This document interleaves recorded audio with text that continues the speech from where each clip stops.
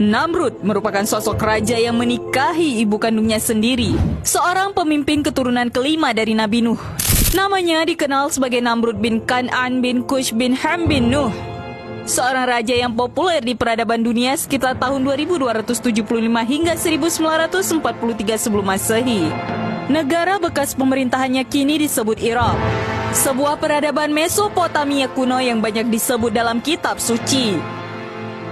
Ayah Namrud adalah Kush, yaitu cucu Nabi Nuh alaihissalam, sedangkan ibunya adalah Semiramis.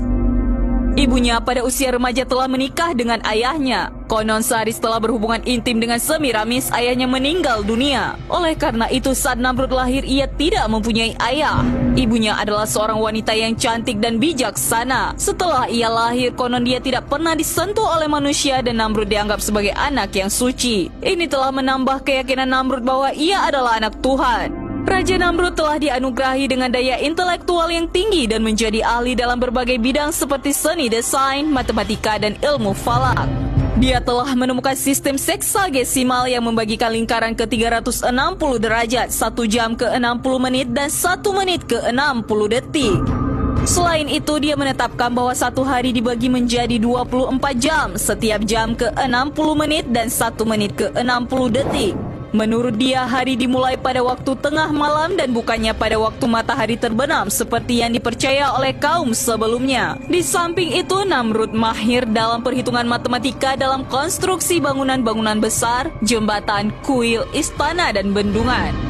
Antara lain kontribusinya adalah konstruksi sistem saluran irigasi dan lembah Tigris dan Euphrates.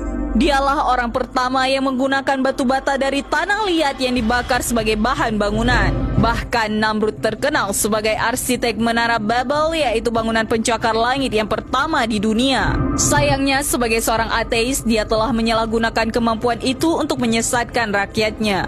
Antara lain menggunakan ilmu falak untuk menciptakan berbagai sistem meramal nasib seperti horoskop dan meramal nasib palmistry.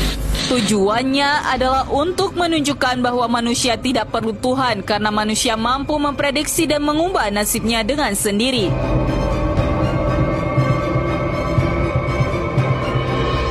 Selain itu, ia membangun banyak bangunan dan berhala yang megah dan indah agar manusia kagum dengan kehebatan ciptaannya sendiri. Menara Babel yang berarti pintu gerbang yang sempurna merupakan kuil di mana pendeta-pendeta memuji Namrud.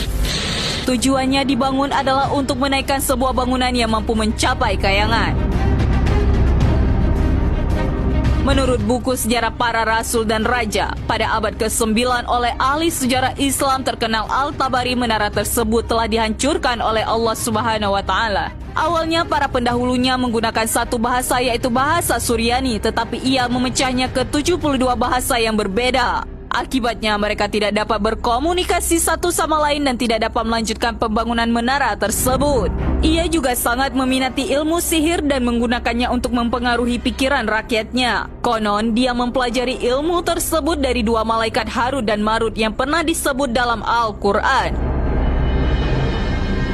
Selain itu, Namrud telah memulai suatu era yang baru di mana manusia memandang rendah pada Tuhan. Rakyatnya tidak dianjurkan untuk melakukan kebaikan demi Tuhan karena baginya Tuhan yang gaib adalah lemah. Oleh karena itu, orang-orang di bawah pemerintahannya bisa mengikuti nafsu manusia seperti berpesta, seks bebas, arak, dan segala kemungkaran yang lain. Karena itulah Namrud diberi gelar Bakus atau Dewa Anggur karena ia mabuk dengan keduniaannya. Ia juga mengklaim dirinya Tuhan karena sebagai seorang manusia, dia merasa lebih tahu tentang kelemahan manusia lain dibandingkan Tuhan yang jauh terpisah dari makhluknya sendiri.